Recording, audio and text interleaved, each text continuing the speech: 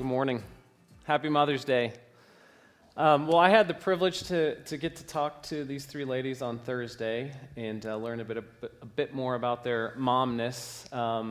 And we're excited to be up here today just to kind of hopefully, my job is to put their excellent momness on display today, so we'll see if I can do my job. But real quickly, I was walking my dog this week and was out in the morning and just kind of contemplating. I don't do that too often, so it was a unique day for me. And I was just thinking about Paul, and in 2 Corinthians, he talks about this thorn that he's got in his flesh and how he pleads with God to take it away. And theologians have debated for years about what this thorn was. And I had one of these aha moments, and I don't get a lot of them, but I suddenly thought, did Paul have kids?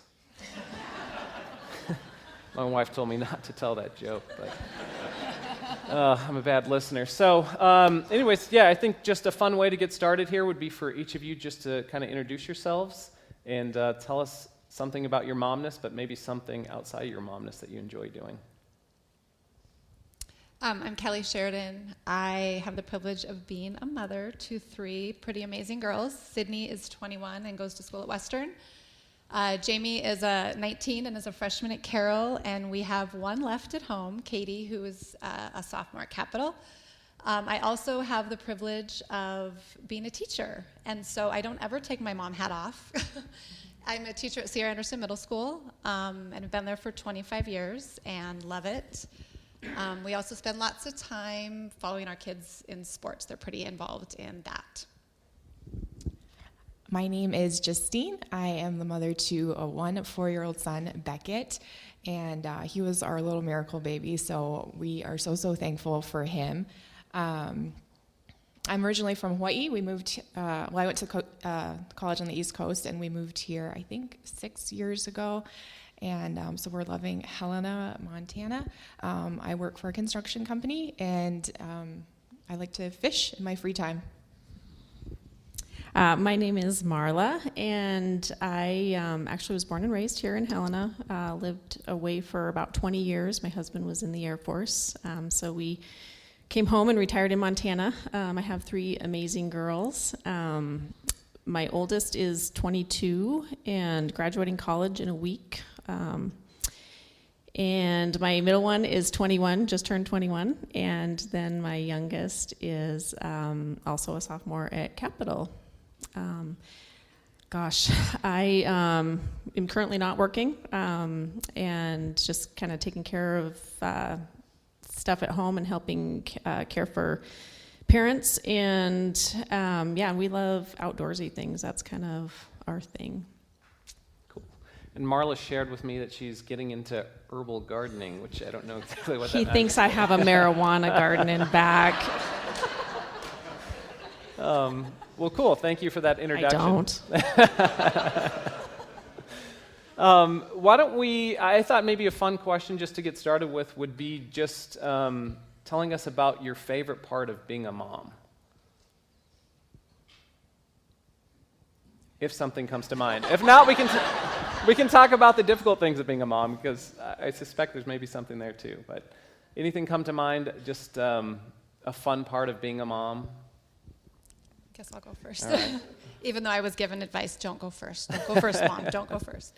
Honestly, I just think all of it. I think that you get to kind of relive things from when you were a child and when you were a young adult, and just find the joy is different and the sorrows are different.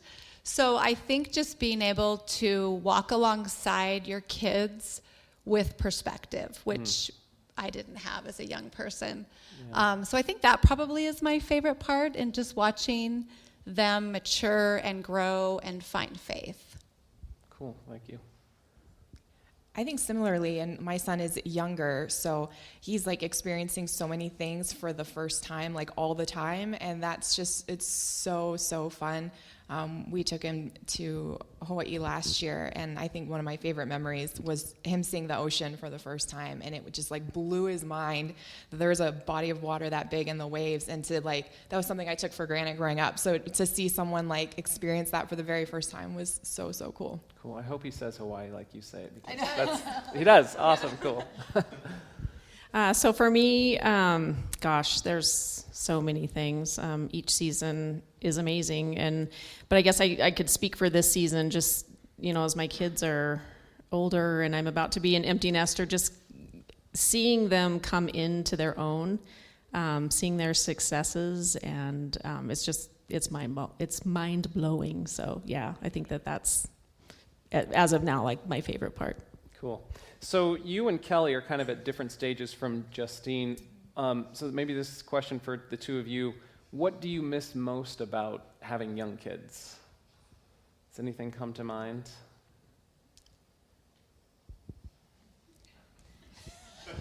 Not a lot. That's okay. Kids do that to your memory, right? I loved my kids when they were little. I love them to pieces, but I guess it's just all part of the transition of it. I think the awe and the wonder of seeing something brand new for the very first time is so exciting. I don't miss how physically exhausting it was, I guess. Yeah. So that's a good answer. I like that. Oh boy, being a military family, and my husband was gone a lot, so I was single parenting it a lot, so it was very exhausting. I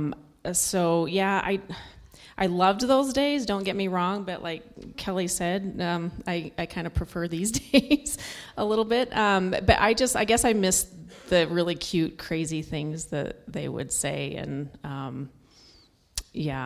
I think that's probably my thing. And unfortunately, Anna had two other moms who wouldn't let her say her crazy things, but she had some good ones. So.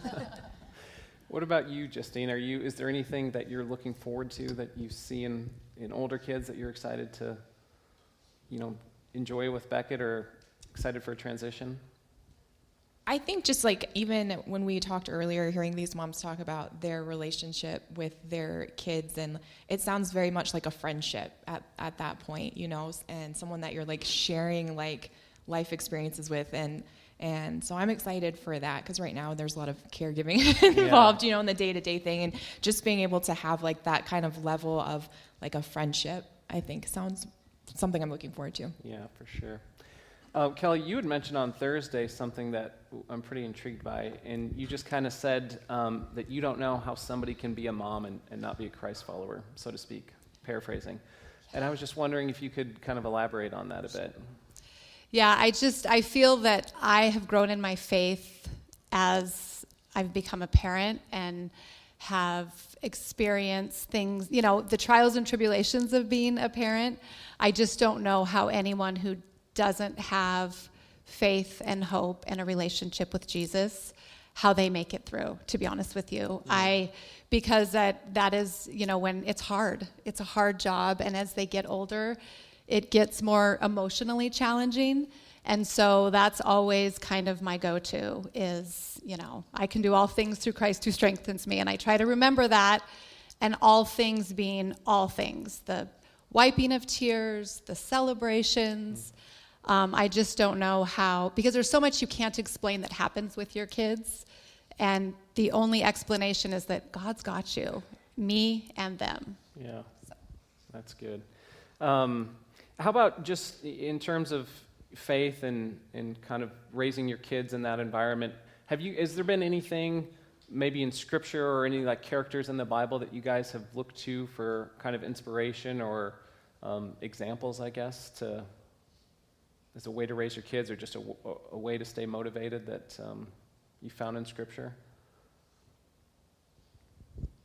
I don't think I have specific people necessarily, but just the principles of God, that God is with us. And I just similar to what Kelly said, I just rest in the fact of, Romans 8:28, God is working all things for the good of those who love him. And I just find a lot of peace and rest in that. And just the fact that God loves our kids more than we do. That gives me a lot of peace.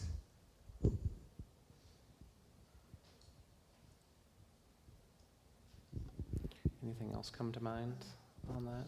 That's okay if not. No problem. Yeah. That's a great answer. Yeah, I like that.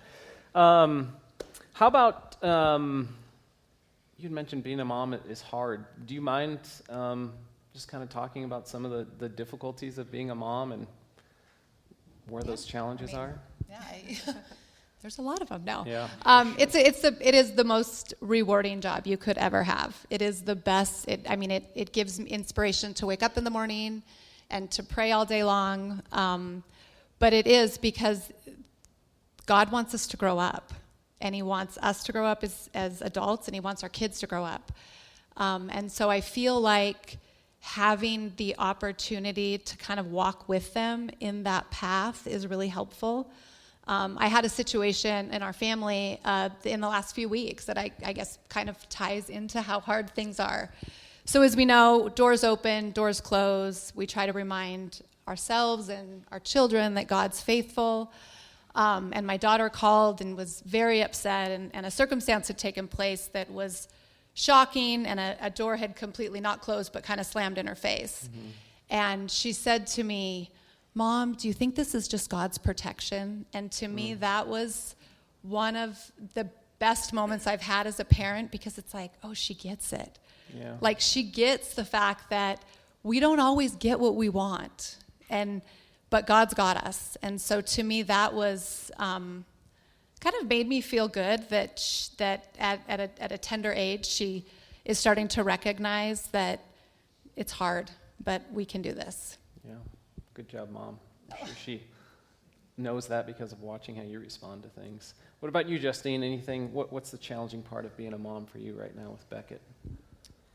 I think the hardest part for me is for me specifically, feeling like you're never doing enough or you're never being enough. And that just may be a personal feeling. Hopefully other people aren't feeling that. But just with life and schedules and as a mother, as a person, that, you look at this person that God has given you and you're like, you deserve the very best. And so there's a constant temptation to feel like I'm not that for you, though. And so that's something I feel like right now at this age that I'm struggling with, and that trying to remind myself, like, you are doing your best, and God has given you what you need to take care of him, or else God would not have given me Beckett. So, but that's where my struggle is right now, is just feeling like the constant feeling that, am I doing enough? Am I being enough? Am I teaching him the things I'm supposed to be? That's my struggles. Yeah, I like your perspective with that God gave him to you for a reason, and so he's going to cover that. What about you, Marla, with having older kids? Very similar. The day these littles are born, you become so vulnerable. It's a vulnerability that, is like no other. And you so much want to do things right, but you don't know what the heck you're doing. And I think that's been my biggest challenge, because I wanted so badly to be the best mom, but there's so many layers. There's so many layers to it, and you never know if you're doing the right thing. And so I just kind of have come to the conclusion that if your kids feel loved and valued and you've spent time with them, you're just going to hope for the best. Yeah. You guys have a lot of perspective, because when I say you guys, you moms, Marla and Kelly, if you were to give some bit of advice to a younger mom, knowing what you now know, and that could relate to anything, what is there anything that comes to mind as far as a piece of advice you'd pass along to younger moms? Oh, I would say definitely that you are enough. Don't second guess that, you're messing up, because you are enough. And I think one of my biggest regrets is that I got caught up in wanting to be such a good mom and have such good kids that I think I was present in the moment, but I didn't always find joy in those moments because I was too caught up in just wanting to do everything right. So I would say just relax and choose your battles. Don't sweat the small stuff. I agree. I definitely agree. I think that God gives us our children for a reason. And I think, and I always have to remind myself of that. And so I guess what I would, impart on someone who is like a younger mother is that God has chosen that particular child to be yours. And he is going to give you everything you need to support them and love them and care for them. And you're not going to be perfect, not even every day, but you're going to do perfect things for what they need. And the other advice I would give is laugh. Just find joy in your mistakes, in their mistakes, and just try to, I mean, my mom told me that a long time ago. Don't lose your sense of humor, Kelly. And I try to remember that. My kids kind of think sometimes I'm a little too goofy, I think, but I always try to remember that, because I did go through a phase where I took my momhood a little too seriously. Oh, I like those answers. Thanks. I'm taking notes too. I listened to this podcast earlier this week. I told them on Thursday I've been downloading mom podcasts, and those stream across as my favorites now. So, but I'm learning good things from those. And one of the podcasts that I was listening to was just kind of about this idea of legacy and inheriting maybe something from your mom, and if that wasn't the case, just the idea of what is the legacy that I want to pass on to my kids? Is there a concept, an idea, a character trait that I want to leave my kids with? And in this podcast, this mom was just talking about how her mom always had just an open house on Sundays. It was, you go to church and everyone's invited to my house. And she's kind of carried on that tradition in a way to honor her mom, but she just talked about the value that that's provided to her and her family. And I just thought it was just really neat kind of hearing that story. So I was just curious if you want to share, if any of you have any, I guess, kind of legacy traits that you inherited from your mom.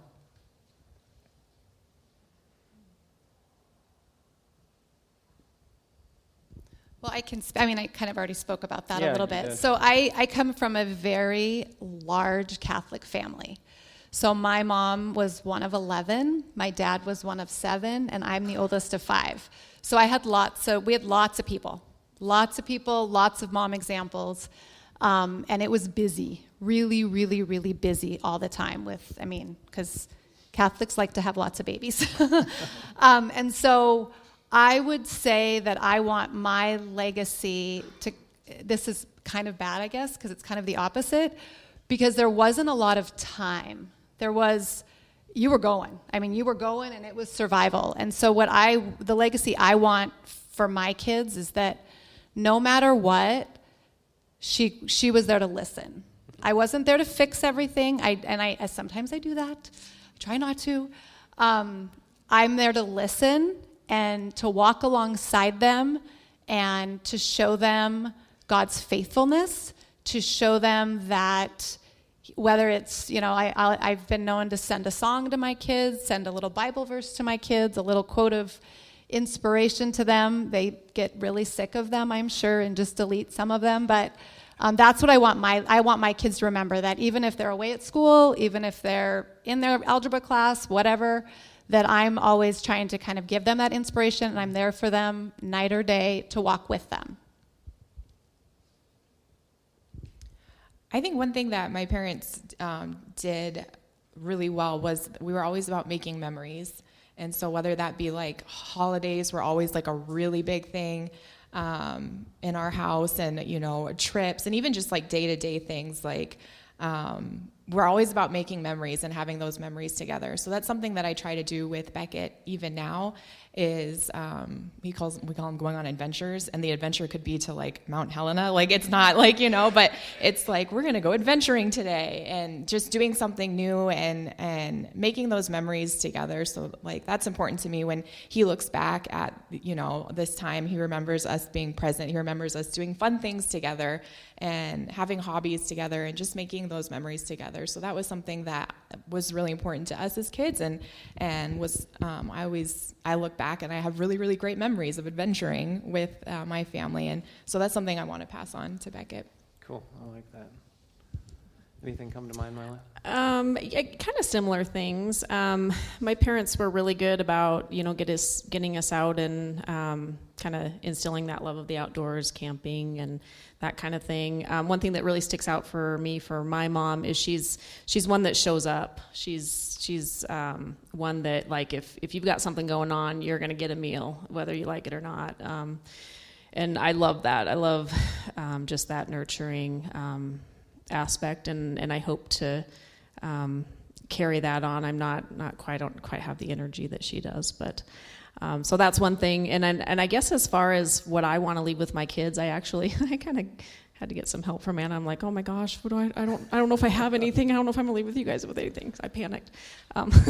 But she kind of helped me see, I guess it's so important to me for my kids to have peace. Like, I'm all about peace. That's what I'm striving for constantly. And I hope that, I leave them with just be the best you can be, so that you can go out and serve. And it's really important to me that my kids see the bigger picture, the bigger world, that you're meant to serve. You're meant to go out and serve others. And I think that's my biggest thing I want to leave my kids with. It's an awesome legacy. Justine asked a question on Thursday, and I don't have answers to it, so I have the easy job. I just get to ask the questions, right? But she had a really good question. It was just a kind of practical question. She had mentioned that when she was pregnant, it was really easy for her to just kind of pray over her baby and ask God, to nurture him and to create him into the man that she wants him to be. But now that he's out of the chute, as Adam says, it's kind of a different story. And one thing you had kind of asked about is just kindness. How do you teach a kid to be just a kind kid, especially when, I know for me, it just seems like, culture, like kindness isn't high on the priority list in culture right now. And I was just curious if you have anything that you've learned or you want to add to this, Justine, but if either you two veteran moms have any practical ways of just, how to help your kid just become a kind, nice kid. You want me to go for, okay. So I guess, it starts early, obviously, in the sandbox. You got to guide them when they're, wanting everything for themselves, which is inevitably, how kids are when they're young. So it starts then, just that reminding. But I think the biggest thing that comes to mind for me is, when they get in their heads and life is all about them, get them outside of themselves and thinking of others, serving others. How can we help others? I think that's my biggest advice. It makes me think. So I'm struggling with the same thing with my son right now, just helping him to think outside of himself. And I was talking with this morning men's group that I go to, like, do you guys have any ideas? And like, well, what do you ask your kid when they get home from school? And I was like, well, standard questions. How was your day? How'd the test go? And they suggested, well, maybe ask, shift it a little bit so that his perspective can change as he's at school, and start asking him maybe what he did to help somebody else during the day, or did he think about anyone else during the day? So instead of asking him as the day ended, I decided to prime him with that question ahead of time. I was like, Gavin, when you get home today, I'm going to ask you if you did anything to help some person. And again, the issue is, to me, he's too much thinking about himself, not thinking about other people. And he goes, well, Dad, what if I help like 5 people today? Can I do that? Of course, he's just thinking more about himself. He probably gets that from me, but anyways, I'm sorry to cut you off. Do you have anything you want to add to that? I think Marla said it perfectly. I think just, teaching your kids that there's a bigger world out there besides themselves. And it's hard because the culture that we're in right now, social media and everything, it's all about you. So it is I think a constant battle for kids. And I think just being as good of a role model as we can is really helpful for them to see. I come home and I'm talking about a disagreement I've had with a colleague or something, to talk about how I can resolve that and forgive. I think that's a really big thing that we forget to have conversations about. Yeah, that's good. Any other practical things? It sounds like the concept is kind of helping a kid kind of think outside of themselves, and role modeling certainly, I think, helps with that. Any other like practical exercises or disciplines, and discipline's probably not the best way to do it, but any other ideas about, helping your kid think about other people instead of themselves? Well, one thing in our family we do, and I have to attribute this to my husband because it's kind of his thing he's labeled, but we call them God winks. And so at the end of the day, we don't always get to have dinner together, but when we're all together, or even if it's just the 3 of us, we do like a rose and a thorn. And so like the best part of your day and the worst part of your day. And typically the best part is something of them helping someone else or doing something for someone or watching someone succeed at something. So those God winks we talk about a lot in our house, just kind of when everything seems to be going poorly, how, a God wink would be like a song that comes on or a conversation that happens, or you ran into this person who you haven't seen in a while and they made you happy. So those are kinds of, I guess, what one thing we've implemented in our family. And even though we're all apart for most of the school year now, it's not surprising on the family group chat to get a little thing about, oh, this was my God wink today, or this was my rose, or this was my thorn. I think that kind of helps just create those conversations. So Yeah, man, that is so cool. I'm stealing that idea for sure. God winks. I've never heard of that. I like that. Good job, James. I like that a lot. Well, we got a couple more minutes. I've heard this quote, and I wrote it down years ago, and it's just kind of been something that I've tried to use as a helpful tool with parenting. And the quote says, attention says, I see you. Intention says, I have a plan for you. And I was just curious if you guys if there's been anything as your kids, whether small or just growing up, any like intentional things where you guys have had a tradition. I mean, you just talked, you basically answered the question, but any like family traditions or things that come to mind where you guys intentionally like set time aside or resources aside as a way to just create, that mom-child bond or parent-child bond? When our kids were younger, this kind of went on the wayside as they got older, but we always had devotions before bed. And so that would be centered towards something about God, learning some concept. We usually had books that we followed and stuff. And then we would read together. Thought that was really important to read with the kids. So that's what we did when they were younger. Gosh, you get so busy that things go by the wayside, but family dinners were very, very important to Bob and I. So as much as we can, we get everybody gathered around the dinner table, and that gets really hard as they get older. But that's just, the place where you talk about your day and really see how they are doing, because they're not as open to devotions before bed and when they're teenagers. So yeah, I guess that's what we did. Cool. That reminds me, you and Bob gave us a book to read with our kids, and we've gone through it a little bit, but it's a good reminder. I know. Jeez, I need to get after it.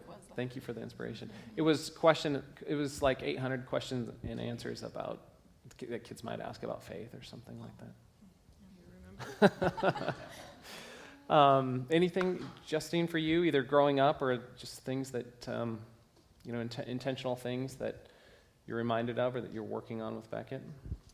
Similarly, he has a children's Bible, and so we try to make sure we read through one story with him every night. So we're on our third round of that thing, and it's all like all tattered and it's bended pages, and so that's like something that we try to do with him almost every night. And then this is a special thing for me, and I don't even know how it got started. Josh may have started it with him, or maybe he just came up with it on his own. But right before he goes to bed, on the nights that I'm home, I'll sit there with him, and he'll say, like, I love you more than cantaloupe. And then you have to say, like, something back, like, I love you more than cookies. And it's usually food-centered, so he got that from me. And legacy, right? Yes, that's my legacy, is food. I love it.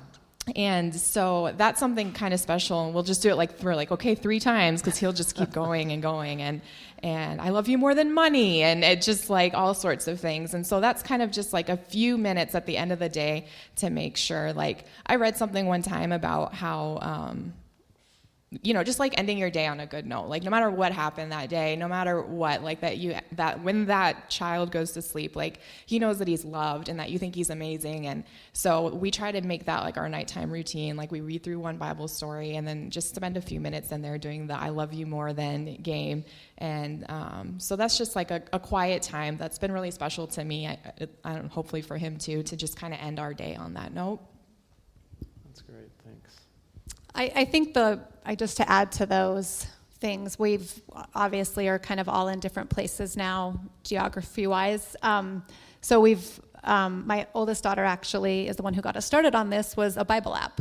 And so there's a little, like, I don't know, someone from around the world does a 1-minute little podcast on a quote from the Bible, and then, we talk about it throughout the day, and it always applies, it never fails, whatever that is, there's something that comes up during the day that we're reminded of that. So that's kind of been our, as of late, tradition, just being not all under the same roof at the same time. I like that, man. Those are so good. Well, thank you. Thanks for sharing these ideas and just, being vulnerable and having the nerves to come up here and chat about being a mom, and you guys are doing an awesome job, so thanks. Well, let's just get started, and if you don't mind just kind of introducing yourself to us, and tell us a little bit about your mom side and anything else non-mom related. Sure, you can start, Renee.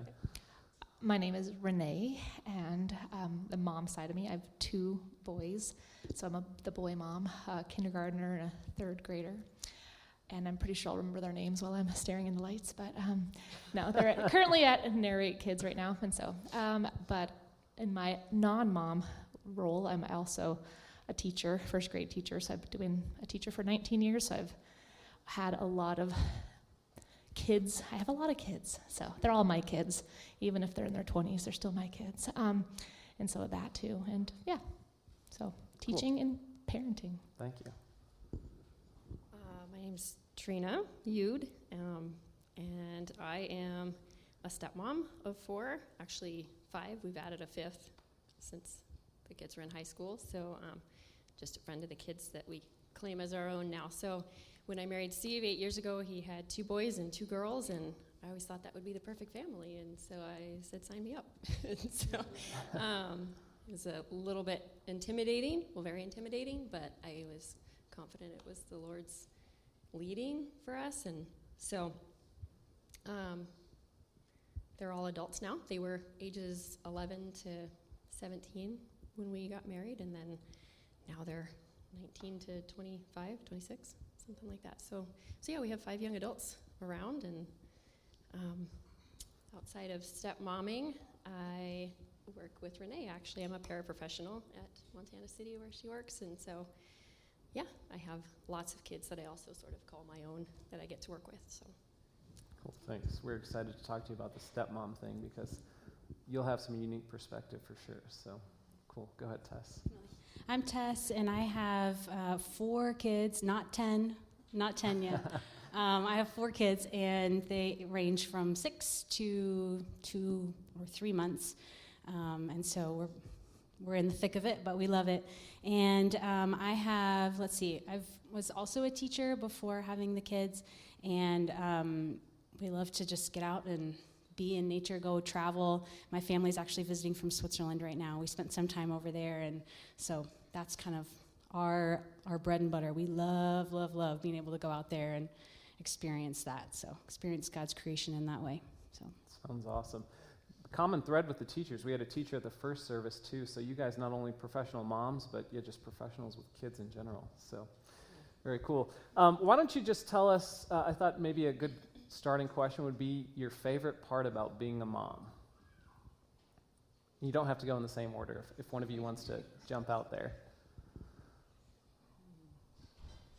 I'm sure I'll leave here later and say, no, that's not my favorite, but something else is my favorite, so I'm a second guesser. But honestly, my favorite thing is playing with my kids, and when we're all just getting along, there's no, the boys aren't arguing or fighting or, being too loud at 5:30 in the morning, which they do that too. But that when we just get to, play, and sometimes it's outside, and sometimes it's inside, and sometimes we're dancing too loud, or not dancing too loud, but dancing to music that's too loud in the house, and then sometimes, just their laughter and joy, I guess, is my most favorite thing about being a mom to my boys.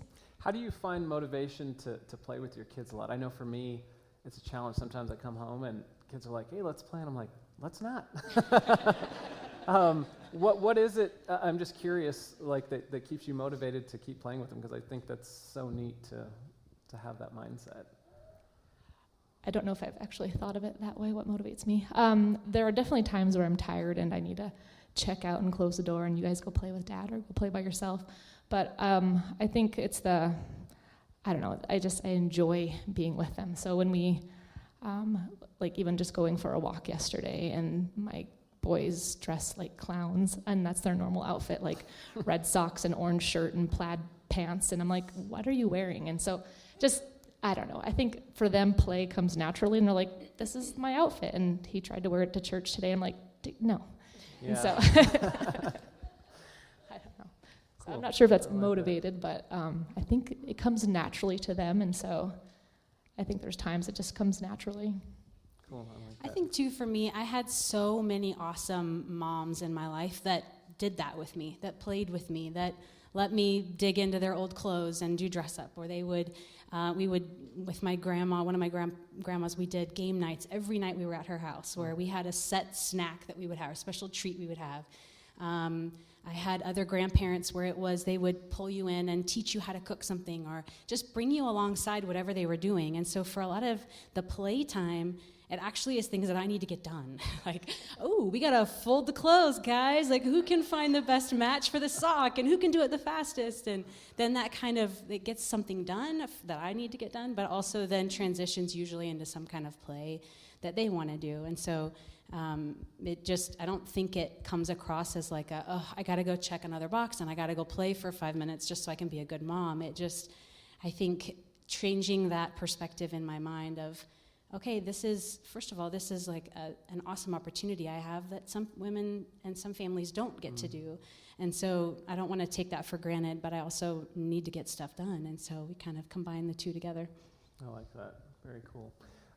Back to my earlier question. Sorry, I stopped it with Renee. Any other favorite parts of parenting that come to mind for you two?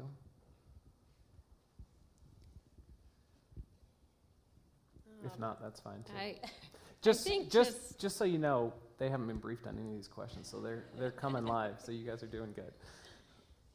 For me, it's times where I really connect with my kids. That doesn't always come naturally since they're not my natural-born children. And so anything that we can connect over and find similar values or enjoy an activity or just have a good conversation or sing a song together or whatever it is that builds that connection, those are my favorite moments. I think one of the things that we have valued in moving around so much and traveling so much is that kind of getting out of our normal routine sometimes is really valuable. And so to be able to get out and get in nature, kind of just remove any of those routines throughout our day are actually good for when we jump back into our routines because it gives them a chance to just be kind of free and the memories that we've made together, the joy that comes across them when we get to go and experience new places in the country, new national parks, new whatever, they just eat that up, and then it translates into when we come back home, and then they get to pretend, or that adds value to their regular day too. So I think I find a lot of joy in watching them find joy in those things, and it just becomes part of their character and part of who they are. And I love being able to play a part in shaping that. So you mentioned, I got to meet with them on Thursday and get to know them a little bit better, but Tess, you'd mentioned that you guys have moved around the country quite a bit, and you're here in Helena now. But I was just curious, just having experienced moving to a new town, it was a long time ago for us, but it's difficult moving to new towns, or there's no doubt probably somebody here that's just recently moved here. What have you found to be helpful as you've moved to these different towns, especially as a mom, to either meet other moms or get your kids around other kids? Any tricks to meeting new people in new places? Yeah, that's a great point. Before we had kids and we moved around, it was a little easier, and we were also kind of in the graduate school scene where you go and you plug in with whatever school community you have. And being a teacher, and then with grad school and all that, with my husband, that was natural. And so then now with kids, and then we're getting into the career zone, and it's like, oh boy, it is extra challenging to move to a new place. And I got plugged in early with a Bible study community when we were in Washington State. That's a nationwide organization, and that hooked me up with women who were a lot older than I was. They were in different places in their life, different seasons. They were either retired and all the way down to being a new mom like me, and even without kids. And so I think that helped me a lot to find people in the community who also loved God. And we've lived in a lot of places where it was seemingly godless. I mean, just to be frank, like it was really hard to come in, especially with kids, and you think, what in the world? I do not want my kids around this, or I don't want my kids exposed to this. And I know that's going to happen, but it was really good to have a grounding group of people that I could get with every week and just kind of refocus our lens on the way that we see our community, the way that we see our world, through the lens of the Bible, through in-depth study like that. It just totally changed my focus. And so to have that, so I've everywhere we've lived, I've joined that same Bible study everywhere. And then also I think just trying to get plugged in quickly with a church community. It was hard coming in at the end of the COVID season. But we just went to the parks. We just randomly met with people. It was actually funny. This last week we were at a playground and at Walmart grocery pickup, and I forgot where else we were. And I saw everybody there in the whole line of grocery pickup and everybody in the playground I knew. I was like, I haven't been here that long, but through this, like, just the church community here, most of the people I met were from Narrate, and then we are a part of a homeschool co-op group here, and so I saw some of them, and I thought, this is the first time that I've been in a community lately where I can go somewhere and I know somebody, and they recognize me, and that brings so much value, and so it just, I think, propelled me to try to just not give up in finding that community, and not give up in trying to make those relationships work, because it brings so much value to me and to my kids. Cool. Yeah, Helena tends to do that, run into people that you know all the time. I like that too. Renee, when we were chatting on Thursday, you just mentioned COVID. We didn't talk about this in the first service, but you had kind of a particular point about just being reminded of things now that were going on during COVID that has kind of, I guess, refocused you in a way that you mom. Can you just talk about that real quick? I think the question we talked about on Thursday was, do we want to talk about COVID? I'm like, well, there's something I could say about COVID that's not controversial. No. As a teacher, 2 years ago when like everything shut down and then I had to flip into remote learning, I had a preschooler and a first grader, and I'm also a first grade teacher. And so all of a sudden trying to do teaching remotely from home, my classroom, and doing that while I also had 2 little boys who were, they were up at, wasn't joking when I said they get up at 5:30 in the morning some days when they're excited, and on a day they sleep in, it's 6 o'clock, and so they're ready to go, and I was reminded about, I think about it, I'm like, oh, that was a really stressful time in my life, and there's lots of anxiety of like, what am I doing, and how does this work, but Facebook memories is a good like rose-colored glasses reminder of there was a lot of good that happened in that, and so there'll be memories of all these walks that we did, and it's like every day was pajama day. They put on a new pair of matching pajamas to match their brother, and they were clean, but they were like, every day is a pajama day, Mom, and it just made everything fun and exciting, and we went for lots of walks, and we played lots of games, and there was a lot of creativity, and it was a really good family time. And talking to I remember a conversation with my husband and things at that time, and even since then, where it's changed us in the fact that, investing in family and quality time with our boys is high priority. And not that it wasn't beforehand, but I feel like the COVID years and that time since then, it was no, we're going to invest in like what we spend our money on is, maybe now we like in the winter we ski every weekend and we're there, but it's something that we do as a family. And I only started skiing pretty much my whole life, like 3 years ago, because of this. And I feel like I'm pretty good now. But but it's one of those things that we are just investing in our family and the quality time.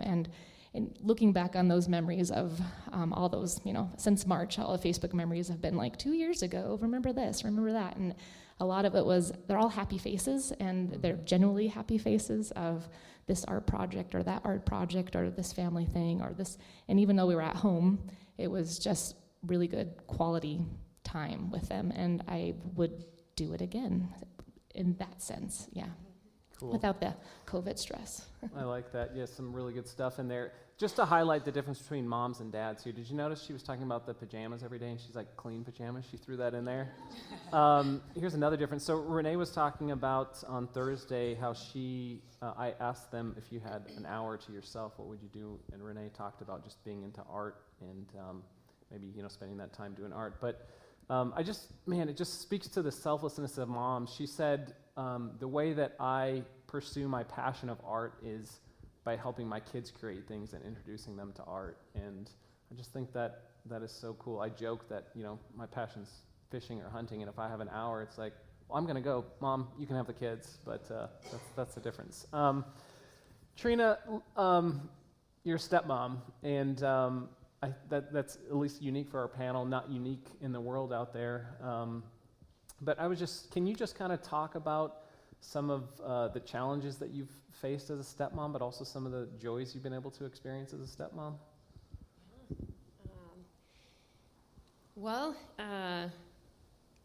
Challenges, it's probably the biggest one is just finding my role in the kids' lives. Their mom has always been an active part of their life, so it wasn't like I was mom. I wasn't filling those shoes, and so what does that leave me? Who am I? And besides dad's wife.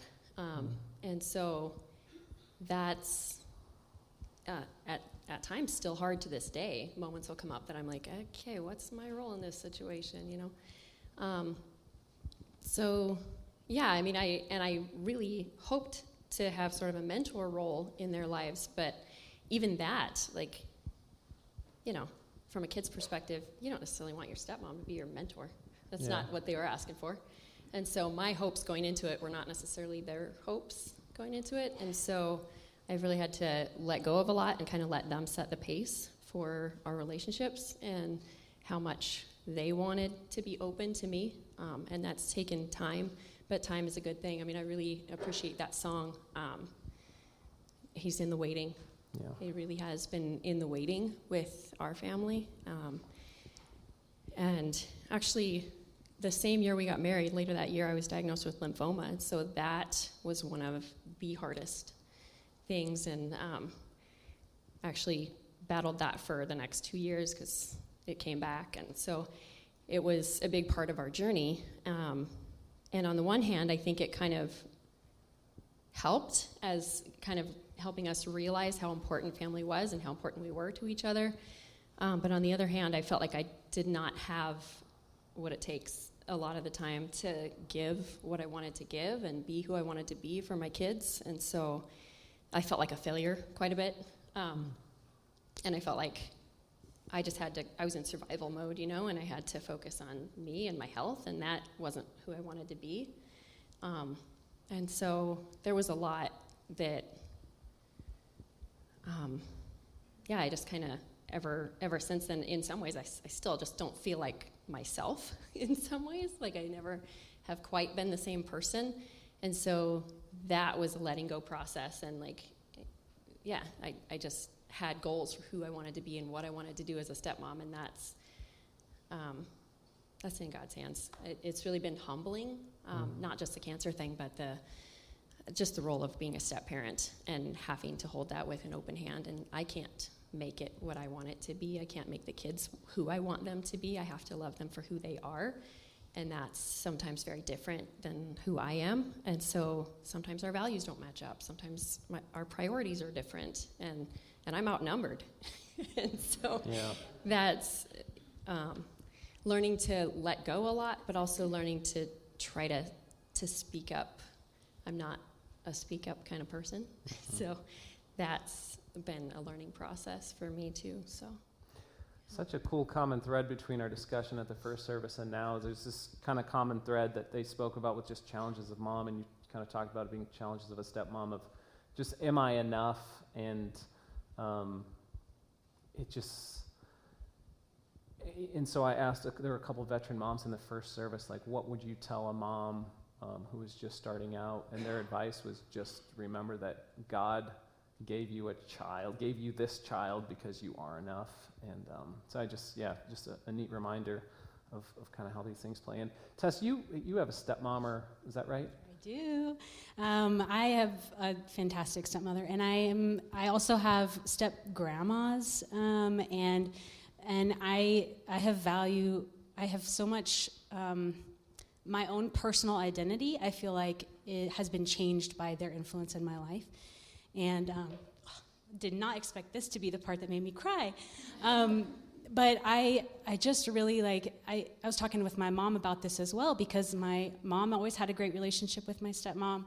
My mom always had a great relationship with her stepmom. That's just, that's just part of who I am. I come from families of divorce and remarriage, and I am better for it. And so somebody had given me the advice at one point when I was, I guess, a young adult before I had kids, that none of that was a surprise to God. None of those relationships that you think, oh boy, man, I wish that would have worked out better for my sake. I wish that would have been different. That was no surprise to God, and God had all these people lined up specifically for me. He knew that I needed this particular stepmom. He knew that I needed this particular step grandmother, or that, I don't know. I'm blown away by how God's plan was by far bigger than any of mine or anybody else in the family who feels like maybe they looked down on them or were disappointed. And I'm just forever grateful. So don't devalue your role in that, because it definitely is a value add, and it benefits my kids now too. So just one more mom in my life, That's awesome perspective. I was telling them on Thursday, so in preparation for this, I started listening to some new podcasts, mom podcasts. I was searching for them, and now they're like feeds in my podcast feed. So I've got a new genre that I'm enjoying and learning a lot from. But one of the podcasts that I listened to was a mom talking about legacy. The whole podcast was about legacy, and it's just such a cool word when you kind of dig into it. But they were kind of talking about what legacy did you get from your mom, and what legacy do you hope to pass on to your kids? And I just thought that'd be a fun topic to talk about. So is there, just to kind of start, any legacy that you feel like your mom left you with? All right. If my mom's listening, I love you. No, just kidding. No. All right. So this is the one that I'm like, okay. I was like, I'm not going to cry. This is the part that I probably would cry. No. So my dad died of pancreatic cancer when I was 8, and my older brothers are much older than I am. They're 8 and 6 years older than I am. So at that time, they were like in high school or leaving and going to college, and I was little still. And so I had a lot of mom time growing up. And there was a marriage and a divorce in there somewhere, but then it was mom and I again alone. And when we ended up moving around a lot, and so because she needed a better job and better, it's like, why did I go to 4 high schools? And life is my only answer. Life happened. No, we're not military. And so I think about that like that, and those are, those hard years. And then now as an adulthood and things looking back, but I've always felt like my mom wasn't just like a friend or best friend type of thing. She was still motherly and worried and did all those things and set the boundaries and all those good mom things too that are important. But my person that I go to with anxiety or fear or worry, and talking to her on the phone with anything, it's like, okay, her always go to is, let's pray about this. I'm like, oh, she hears me, she loves me unconditionally, and then we pray. And then when she prays, I'm like, I feel the love of God through my mom. And so I feel like legacy, I'm like, and we all have self-doubt, and she like worries that she like messed me up because we moved around so much, and I'm like, but like the idea of no, I was kind of what you were saying, Tess. I'm like, I was meant to go through those things. Those people in our lives were meant to be in our lives. And those things were, on a normal day, I probably would cry about them, but I asked God, please don't make me cry. And right now, and anyway, pray for me too. I was I'm like, pray about for to me, cry, like, please yeah. don't make me cry. No, but like, I guess the idea of legacy of, she was my first interaction with who Jesus was and who he is. And that was instilled in us as a, like, I remember being 4 years old or 5 years old when I did the, accepting Jesus into my heart prayer. And not that life was an even road since then, but I feel like she was my introduction of who God is, who Jesus is, in a real ways, and through hard things and through good things too.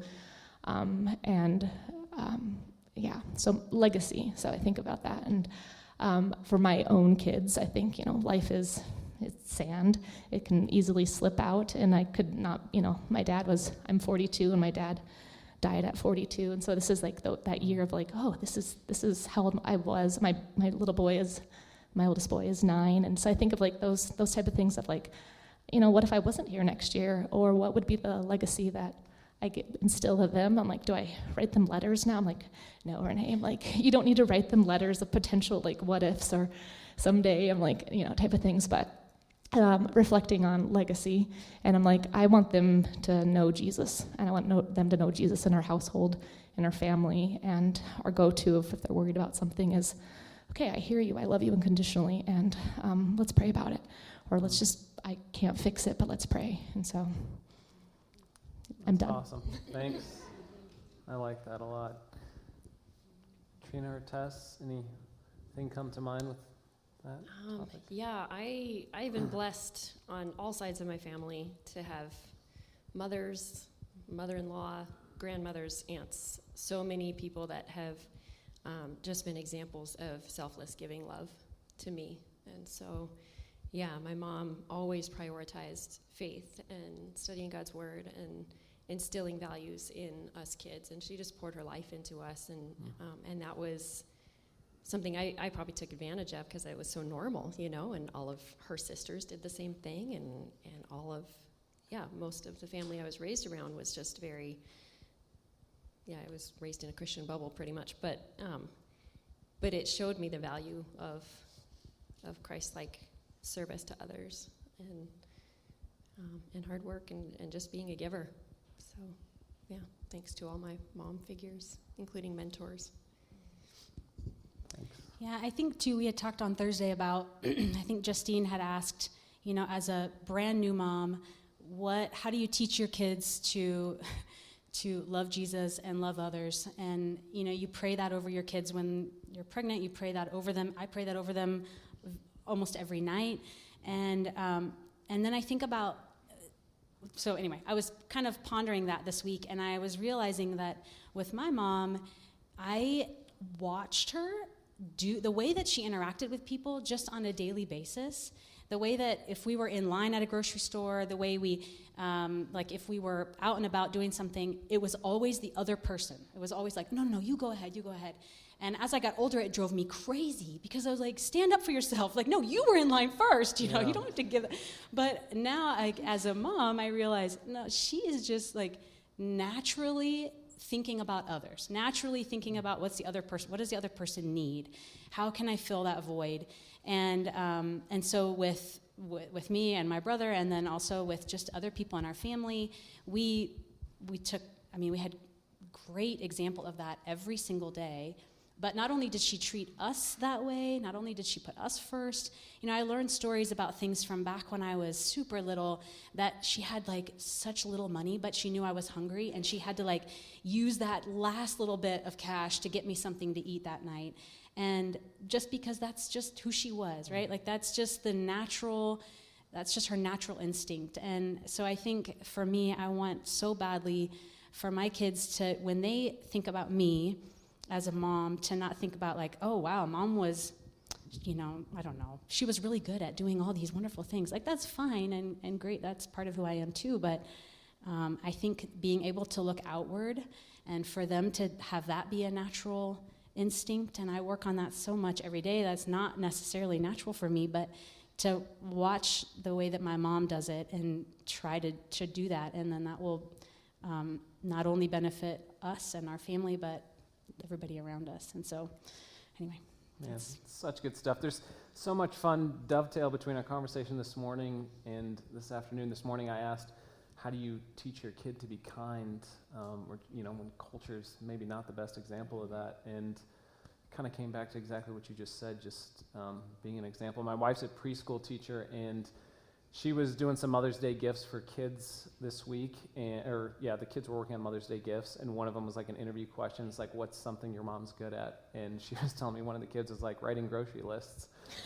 And it's like, that's every mom's worst fear, right? That they see me as just somebody who's a grocery list writer. But it's not. The reason you guys are such good moms is not because they wrote good grocery lists, but because you saw like a love of God in them, and you saw selfless love, and it's good stuff. This is going way faster than I anticipated to go, and I'd like to keep going, but are we out of time? Is that okay? Cool. Well, I'm sorry. I had some more questions for you guys, but that's all right. We'll do a third podcast for this. I'm just going to pray, and we'll end here.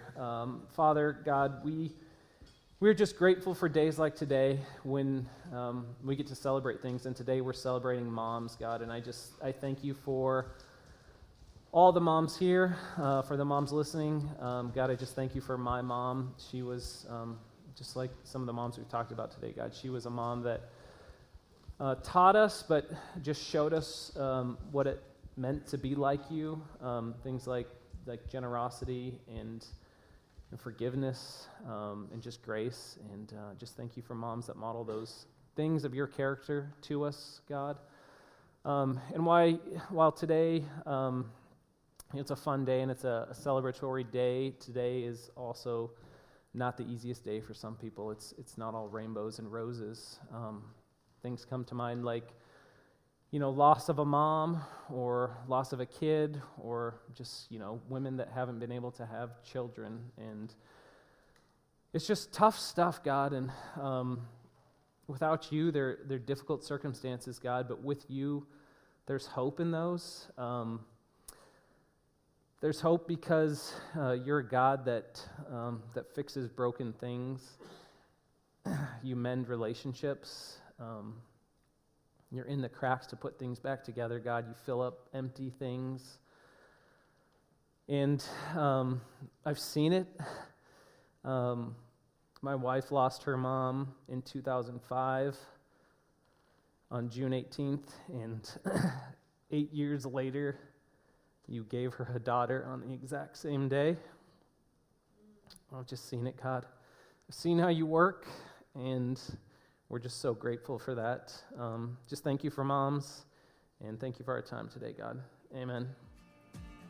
Thanks for listening. If you'd like to learn more about Narrate Church, find us online at narratechurch.org or look us up on Facebook or Instagram.